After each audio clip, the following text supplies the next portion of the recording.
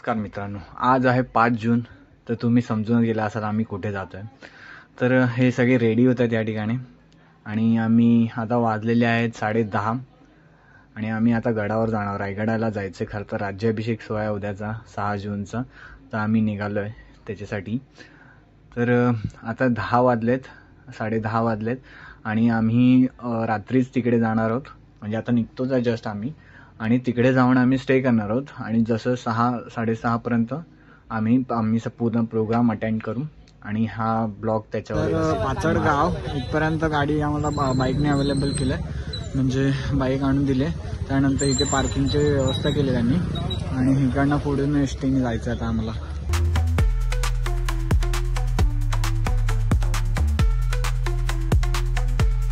रात्रीचे 12:30पेक्षा जास्त झाले आणि आताच एवढी गर्दी आहे, आताच एवढी पब्लिक आहे.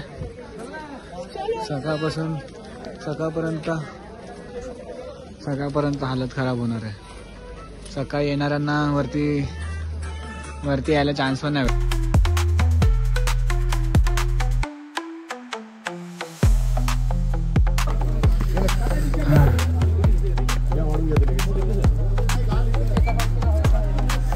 आणि इथे पाणी बॉटलची व्यवस्था केली. हो घ्या आणि चला पुढे. नाही काही नाही. अरे हा लाईट आलेली आहे. जय शिवाजी. चला जय शिवाजी. येस.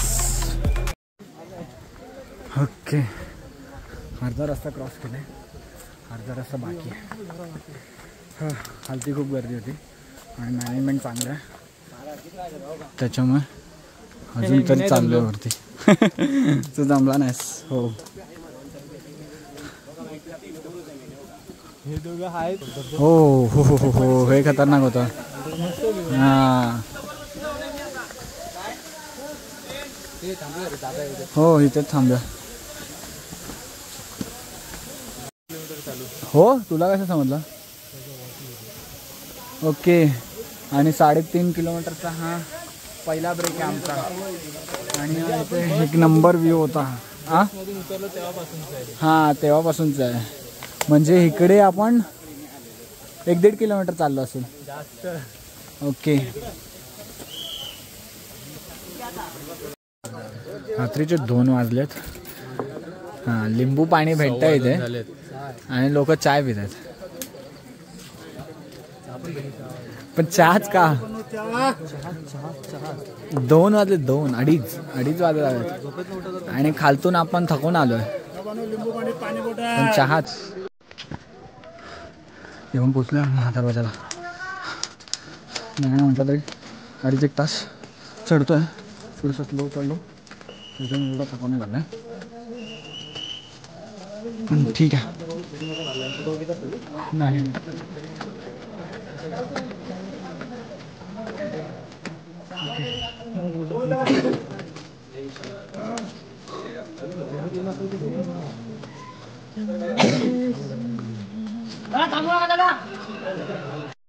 जेवढं चालून आलो ना त्यानंतर हे बघितलंय खूपच खतरनाक आहे.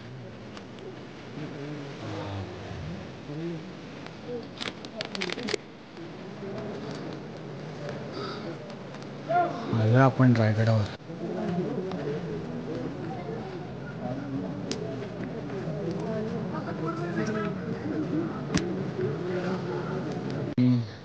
रात्रीचे 3 वाजलेत.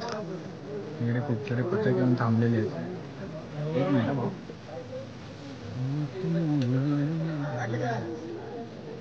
विघ्नहर्ता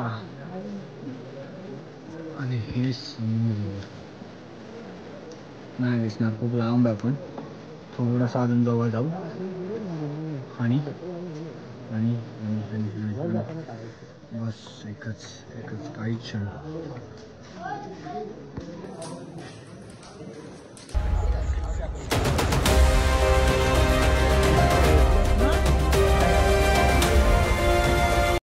सो उद्या सकाळचं तर नाही माहिती, पण आम्ही आता थोडं गड फिरून घेतो आणि इथे शुद्ध पाण्याच्या टाक्या लावलेल्या आहेत. तुम्हाला पाण्याची व्यवस्था केलेली आहे आणि खूप छान व्यवस्था केली आहे राज्याभिषेक सोहळ्यासाठी. आम्ही आता मेन दरबारातून इकडे आलो आहे आणि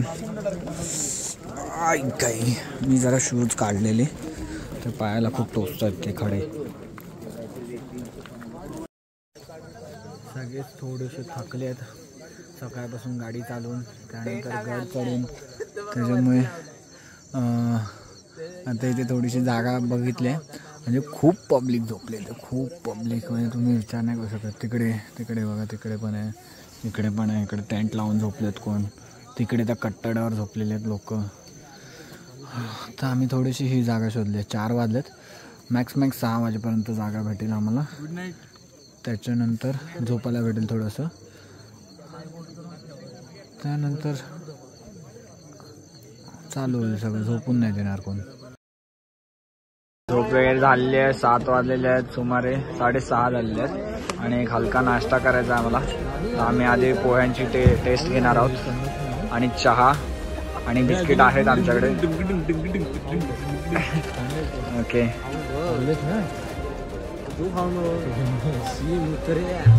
या क्षणाची आतुरता होती, ते आता थोड्याच वेळात बघायला भेटेल आपल्याला.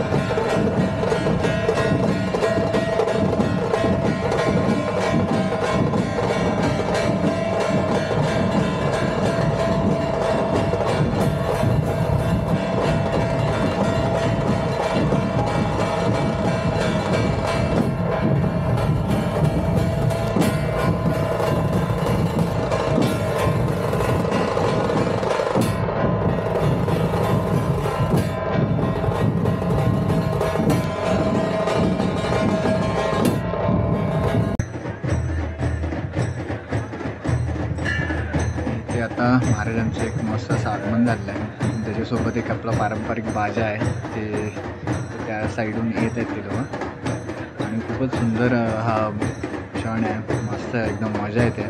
आणि जो महाराजांचा लूक घेतलेला माणूस आहे तो पण खरोखर एकदम महाराज समोर आल्यासारखं वाटतं आणि खतरनाक एकदम झालेलं आहे माहोल इथे. आणि एवढी पब्लिक आहे, एवढी गर्दी आहे, पण तरीसुद्धा एकदम नीट चालू आहे, कारण की खूप व्हॉलेंटियर आहेत. पोलिसांची पण खूप चांगली व्यवस्था आहे.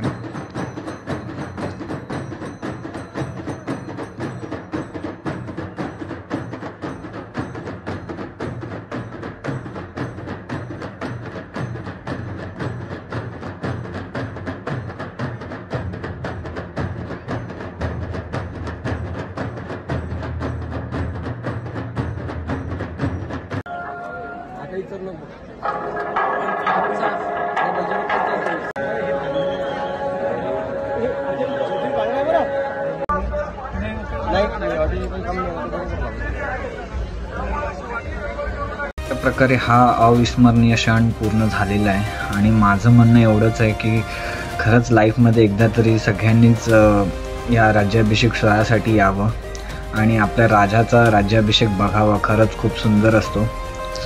प्लीज तुम्ही लोक पण या आणि आणि पहा